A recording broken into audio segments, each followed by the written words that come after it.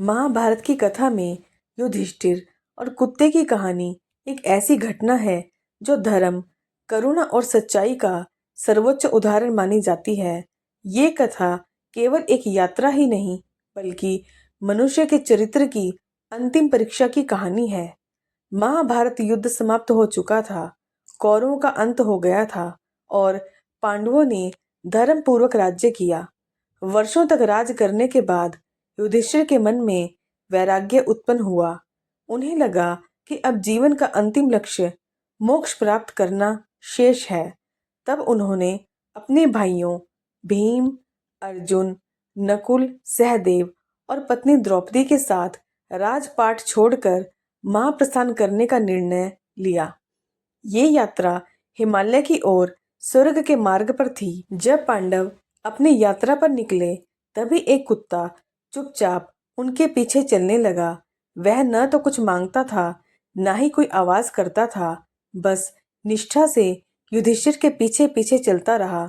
किसी ने उस पर ध्यान नहीं दिया, लेकिन युधिष्ठिर ने उसे कभी भगाया नहीं। उन्होंने उसे अपने साथ चलने दिया। हिमालय की ये यात्रा अत्यंत कठिन थी। बर्फ से ढके पहाड़, तेज हवाएं और पतले रास्ते, हर कदम एक परीक्षा था। इस दौरान धीरे धीरे पांडवों के साथी गिरने लगे। सबसे पहले द्रौपदी गिर पड़ी। भीम ने पूछा, भैया द्रौपदी क्यों गिरी? युधिष्ठिर ने शांत स्वर में कहा, उसके मन में अर्जुन के प्रति अधिक प्रेम था। ये उनकी एक कमजोरी थी। फिर सहदेव और नकुल भी गिर पड़े। युधिष्ठिर ने बताया, सहदेव को अपने ज्ञान पर घमंड था और नकुल को अपनी सुंदरता पर। इसके बाद अर्जुन और अंत में भीम भी गिर पड़े। अर्जुन को अपने पराक्रम पर और भीम को अपनी शक्ति पर गर्व था। हर बार युधिष्ठिर ने पीछे मुड़कर नहीं देखा। ये कठोर निर्णय था, लेकिन यह यात्रा व्यक्तिगत कर्मों का परिणाम थी। अब उस लंबे यात्रा में केवल दो ही बचे, युधिष्ठिर और वह कुत्ता। वह कुत्ता हर परिस्थिति में उनके साथ रहा। ठंड, भूख, थकान, सब कुछ सहते हुए उसकी निष्ठा अडिग थी। स्वर्ग का द्वार। अंततः युधिष्ठिर स्वर्ग के द्वार तक पहुंच गए। तभी इंद्र अपने दिव्य रथ के साथ प्रकट हुए। उन्होंने कहा, हे युधिष्ठिर, तुमने धर्म का पालन किया है। अब तुम इस रथ में बैठकर स्वर्ग चलो। धर्म की अंतिम परीक्षा। जब युधिष्ठिर रथ में बैठने लगे, तब इंद्र ने कुत्ते की ओर इशारा करते हुए कहा, ये कुत्ता स्वर्ग में नहीं आ सकता, इसे यहीं छोड़ दो। यह सुनकर युधिष्ठिर ठिठक गए। उन्होंने दृढ़ स्वर में कहा, ये कुत्ता मेरे साथ अंत तक रहा है, इसे छोड़कर मैं स्वर्ग नहीं जाऊंगा। इंद्र ने समझाया, स्वर्ग में कुत्तों का स्थान नहीं होता, तुम इसे त्याग दो। लेकिन युधिष्ठिर ने स्पष्ट शब्दों में उत्तर दिया, जो मेरे साथ नहीं छोड़ता, मैं उसे कैसे छोड़ सकता हूँ?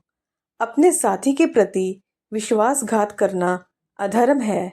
यदि इसे स्थान नहीं मिलता, तो मुझे भी स्वर्ग की इच्छा नहीं है। युधिष्ठिर के इन शब्दों के साथ ही वह कुत्ता अचानक दिव्य रूप में प्रकट हुआ। वह कोई साधारण जीव नहीं था, बल्कि स्वयं धर्मराज थे। उन्होंने मुस्कुराते हुए कहा, हे युधिष्ठिर, ये तुम्हारी अंतिम परीक्षा थी। तुमने करुणा, निष्ठा और धर्म का सर्वोच्च पालन किया है। युधिष्ठिर की महानता।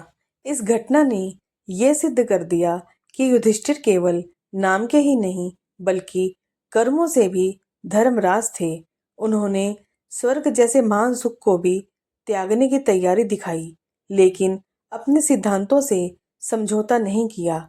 इस कथा से हमें ये शिक्षा मिलती है कि धर्म केवल पूजा पाठ या नियमों का पालन नहीं है, बल्कि दूसरों के प्रति करुणा और निष्ठा रखना ही सच्चा धर्म है। जो व्यक्ति या जीव हमारे साथ कठिन समय में रहते हैं, उनका साथ कभी नहीं छोड़ना चाहिए। इस यात्रा में सभी के गिरने का कारण उनका अहंकार था। ये सिखाता है कि घमंड अंततः पतन का कारण बनता है। अंत में वही विजय होता है जो सत्य और धर्म के मार्ग पर चलता है। युधिष्ठिर और कुत्ते की ये कथा हमें सिखाती है कि जीवन में कितनी भी बड़ी सफलता या लक्ष्य क्यों ना हो, हमें अपने सिद्धांतों और मानवीय मूल्यों को कभी नहीं छोड़ना चाहिए। युधिष्ठिर ने यह सिद्ध कर दिया कि सच्चा महान व्यक्ति वही होता है जो छोटे से छोटे जीव के प्रति भी दया और निष्ठा रखता है।